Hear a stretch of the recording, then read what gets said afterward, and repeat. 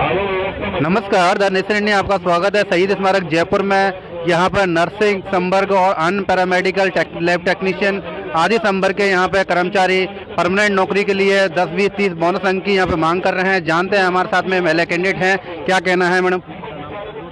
मेरा नाम याशिका जैन है। मैं बांसवाड़ा राजस्थान से आई हूँ। मैं अभी जिला चिकित्सालय बांसवाड़ा में फार्मासिस्ट के पद पर कार्यरत हूँ। मैं 5 साल से अपनी सेवाएं वहाँ पे संविदा के रूप में दे रही हूँ। पहले मैं यूटीबी कैडर में थी, जिसको सरकार ने खारिज कर दिया और हमको एनजीओ के थ्रू वापस लिया।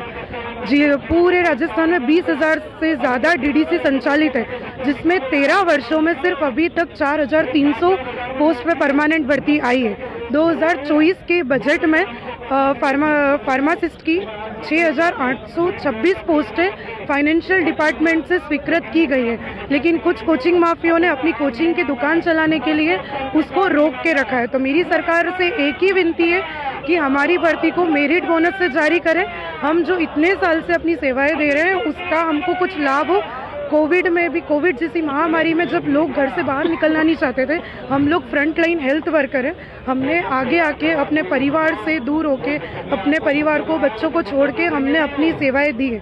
तो मेरी सरकार से एक ही विनती है कि हमको उस सरकार हमारी नौकरी का लाभ दे के, हमारी जो आगे जैसे पूर्व की बात ही सारी जितनी भी भर्तियाँ आ रही है सब मेरिट बोनस से आ रही है और हमारी तो पोस्टें ऑलरेडी सेंशन है।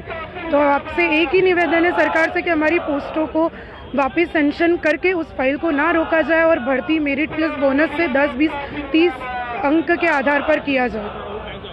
सरकार क्यों एग्जाम से करवाना चाहती है? सरकार की भी मंशा नहीं है एग्जाम से करवाने की, क्योंकि पूर्व की बात ही जैसे मेरिट प्लस बोनस से हो रही थी वैसे ही वो चाहती है। लेकिन कुछ लोग प्रेशर बना रहे हैं, जो कोचिंग चला रहे हैं, कुछ लोग जो फ्रेशर है वो ये प्रेशर बना रहे हैं कि इसकी मतलब जो भर्ती है वो परीक्षा से ही हो।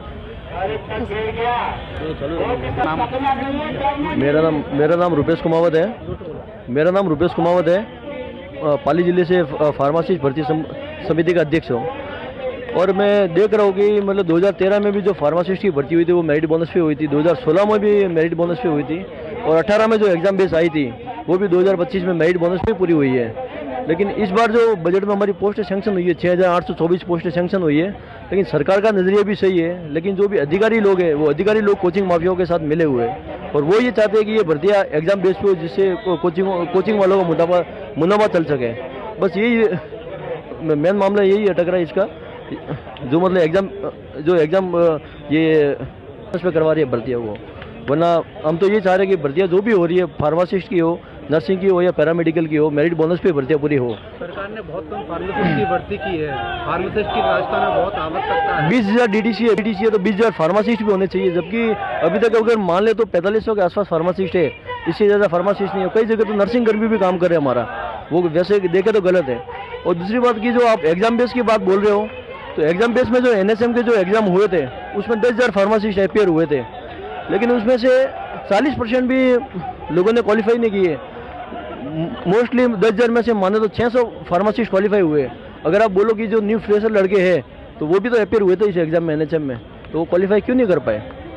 कुछ ना कुछ ये सरकार की भी मतलब ये सरकार की भी गलती नहीं कह सकते अपन, लेकिन ये कोचिंग माफिया इस चीज़ को एक्टिव कर रही है कि ये भर्तियाँ एग्जाम बेस पे हो।